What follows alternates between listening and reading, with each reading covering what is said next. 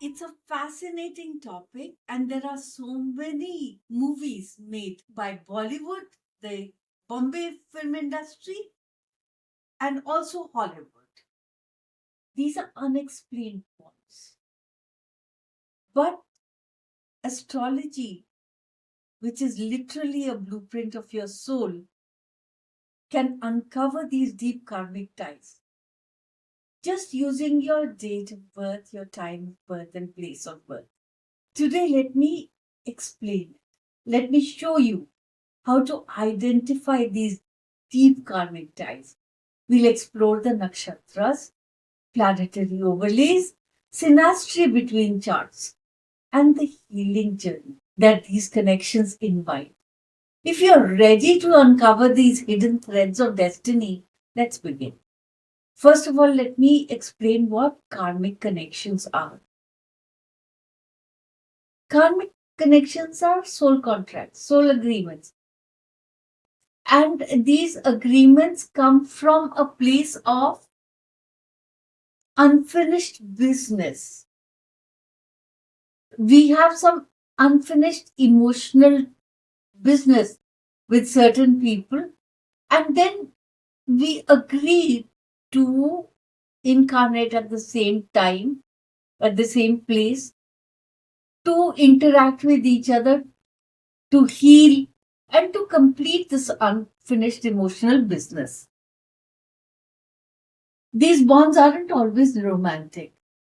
They can be parents, friends, business rivals, or siblings, even mentors. This topic surfaced in my mind because recently a client came to me and he had a very interesting birth chart. He brought his birth details and the birth details of his business partner. And I didn't know them from anyone. I just got these details, and they both had different surnames. So I asked, this other birth chart belongs to your younger brother, but he doesn't have the same name as yours. And this man laughed and told me that, no, this is my business partner. And I found that fascinating. Then, over the course of doing readings and discussing uh, their soul blueprint with them, this man brought up another birth chart. It was of his son. And yes, there were resonances with him also. So, how do we find them? And how do we sense them? Look for patterns. Emotional intensity is the first pattern. You feel that this person is familiar, even though you may have just known him for about a week or two. Or maybe you just met him moments ago. But this man feels like somebody you have known for a very long. Or if we go a bit darker, you feel fated or trapped in a relation dynamic with them. And there are repeating themes of, disrespect, unreciprocated love, abandonment, loyalty tests. All these point towards unfinished business that you have opted to complete in this incarnation. In Vedic charts, we have lunar mansions or nakshatras. Certain nakshatras indicate strong karmic signatures. Ashlesha, for instance, it has a very binding nature. It points to past life emotional entanglement, to bondage. Then there is Mula, the nakshatra. It is root karma. It is destruction before rebirth. Then you have Jeshta. Jeshta always comes when there is a power imbalance. It has a very boss servant kind of a dynamic in the relationship. And this dynamic arises through ancestral karma. Bharani is another one that has past life connections. It is the soul's birth and death cycles. Bharani is the karmic gatekeeper. And Revati. If there is a significant connection with Revati, means that the lessons you're going to learn are invaluable and they're going to level you up, they're going to elevate you and maybe even grant you moksha. I can do another video on just the nakshatras, find out the resonance between the nakshatras of two people. It's very simple. If your and the other person's moon is in the same nakshatra, it indicates an emotional resonance from a past life. For example, if both individuals have moons in Ashlesha, they've likely shared a deeply binding emotional connection, possibly involving attachment or unresolved pain. And they are revisiting that event in this life to heal and to release.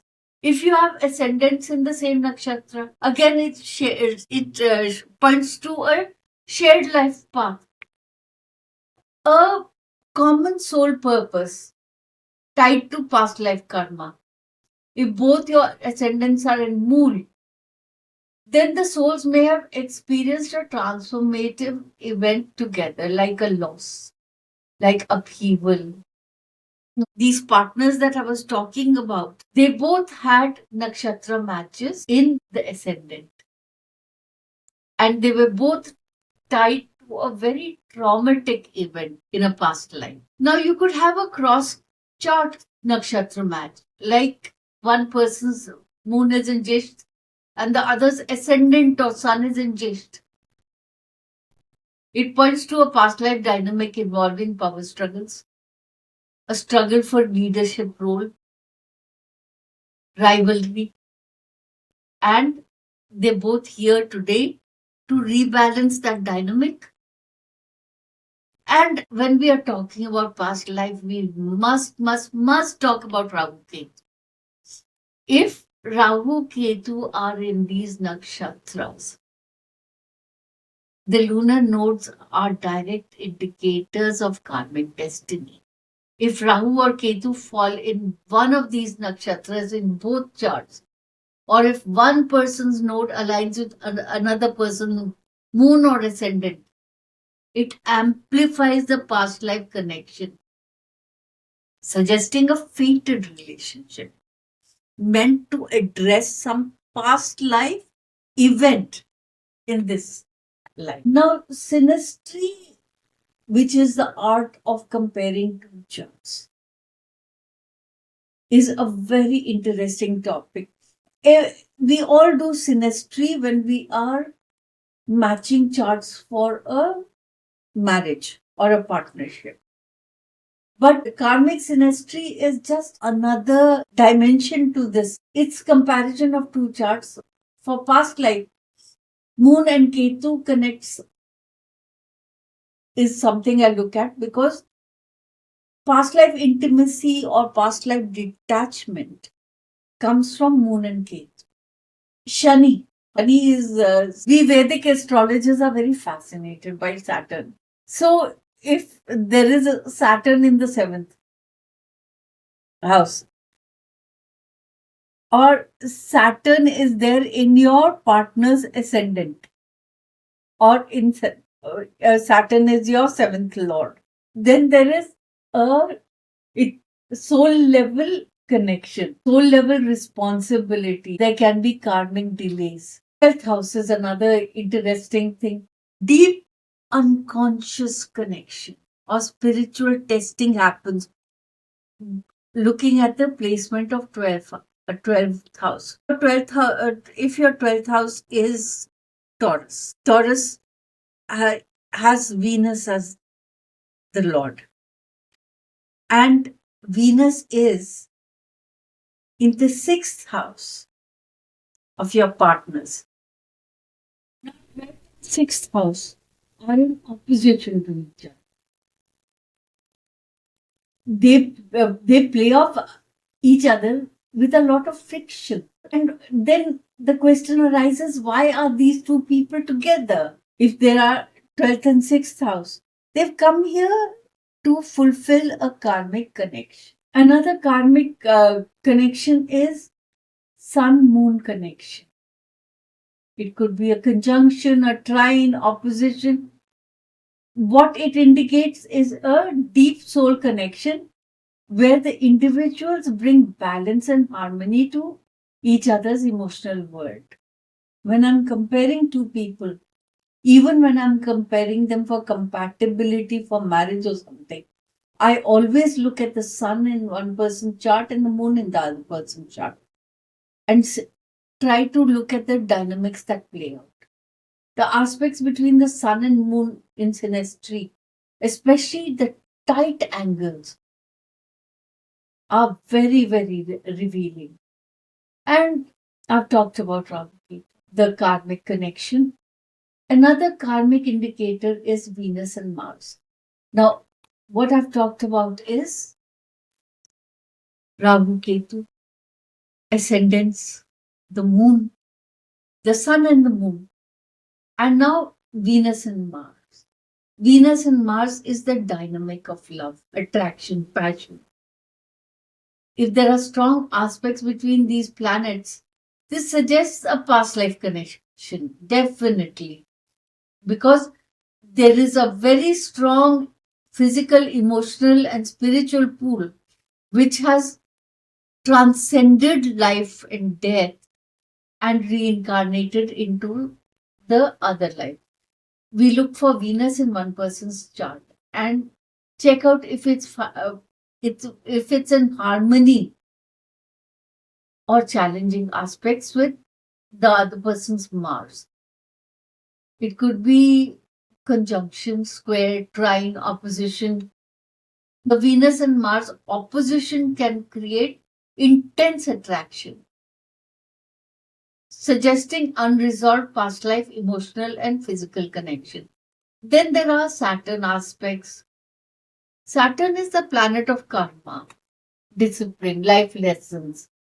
So when Saturn is aspecting the personal planets, especially Sun, Moon, or Venus, it can indicate karmic obligation or life lessons tied to past life experiences.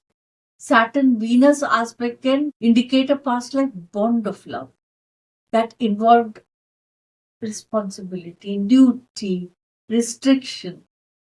Chiron is another player in this past life or karmic connections. Chiron is the deepest wound. It is unhealed wound. And a strong Chiron connection in synastry often reveals unresolved emotional pain from the past. Both the partners of this past are here and together right now to heal. When I'm looking at past life, I definitely try to check out where one person's Chiron is and what angle it makes to the Venus or Mars of the other person. That indicates healing of past life wounds in this lifetime. And if your Ketu is in conjunction with personal planets, that's a past life pattern. If South Node is in conjunction with Sun, which is identity, Moon, which is emotion, Venus, which is love, it suggests a deep karmic bond from the past life that is influencing the current life. Then there is Pluto. I'm aware that Vedic astrology does not take Pluto into consideration, but I do. Pluto is transformation, it's deep psychological change, soul evolution. Pluto aspects in synastry suggest a powerful, sometimes even obsessive connection that could be a continuation of a past life dynamic. If Pluto is in conjunction, square, or opposition with personal planets, especially the sun, the moon. It can indicate transformative and intense karmic relationship. Pluto Venus, that is definitely a past life bond marked by power struggle, obsession, attraction. I find Pluto a very obsessive planet. Wherever Pluto is in your chart, therein lies your craving, your obsession. When we're talking about past life connections, we cannot ignore the vertex. The vertex is considered the point of fated encounters and soul connection. When one person's planets, especially Sun, Moon, Venus, align with another person's vertex, it suggests a fated meeting or a relationship which is karmically destined. Suppose there is your planet, it's making conjunction, square, opposition with another person's vertex. It means that there are relationship patterns that repeat from past life. Have I made that clear? Then there is another aspect that I always like to look at, and that is Jupiter, Guru. Jupiter is a planet of wisdom, growth, spiritual development. Strong Jupiter aspects in Synastry indicate that the relationship serves a higher purpose, a spiritual higher purpose, especially if it relates to teaching wisdom or learning shared between two souls. If Jupiter is making aspects to personal planets, especially the Sun and Moon, this could indicate spiritual growth and expansion, indicating a relationship that fosters spiritual evolution. This planet falls into your houses. It shows how they influence your life. 5th, 8th, and 12th house are particularly karmic. 5th house brings romance, creativity, and sometimes children into your life. There is this karmic love bond. You may have had a romantic past together. You were lovers in a previous life, or artistic partners, even shared children together. This brings a very rich and emotionally fulfilling energy, which is rather playful into your life. You may not be partners in this life, you may not even have romantic interests towards each other in this life, but you bring this karmic love bond with you, which shows itself in a very deep relationship, which is sometimes playful. It is understanding. It's tolerant. It's a very beautiful relationship. I have often found siblings having this kind of a relationship with each other. 8th house overlays. This is deeply transformation and often sexually charged connection. The other person enters your life and awakens your subconscious fears, your subconscious desires. Because this house deals with shared resources, death and rebirth, and secrets.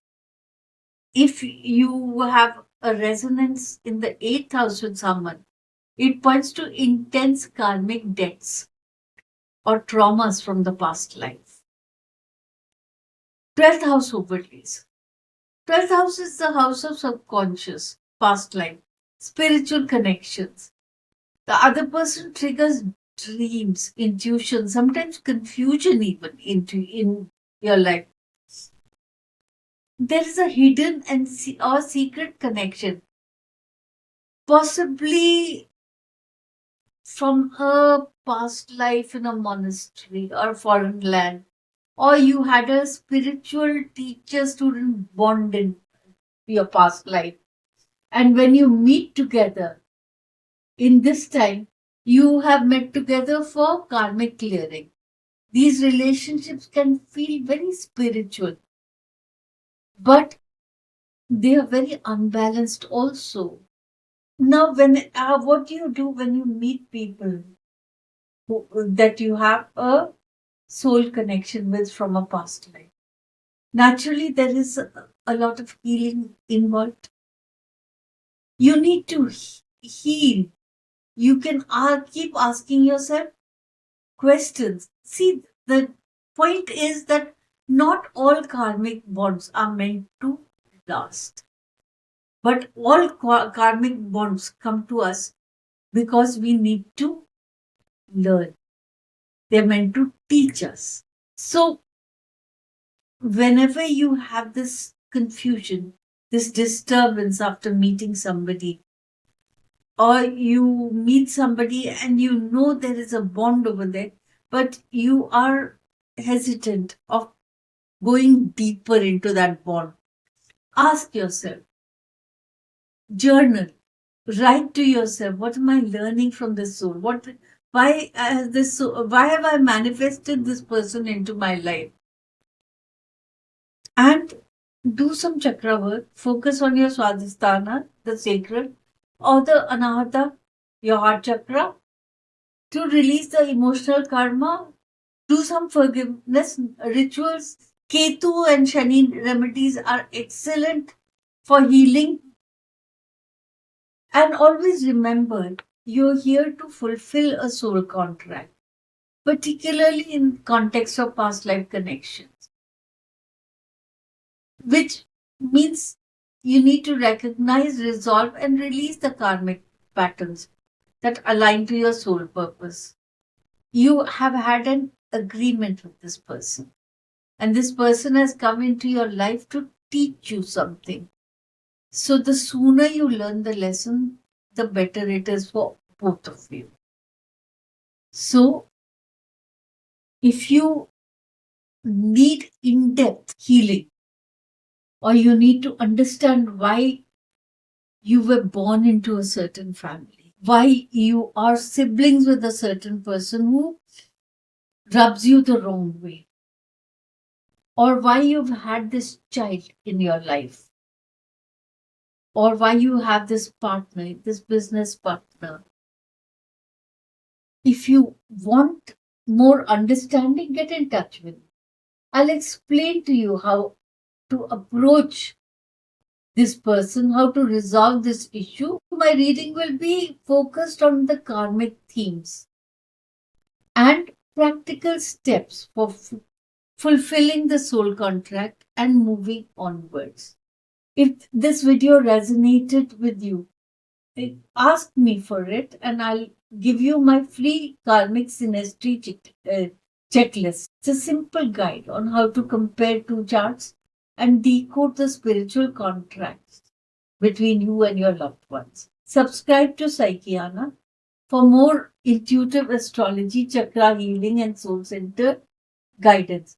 And if you've ever experienced a karmic connection, share your story in the comments. Let's support each other. Until next time, trust the stars, trust your soul, and trust the universe. Namaste.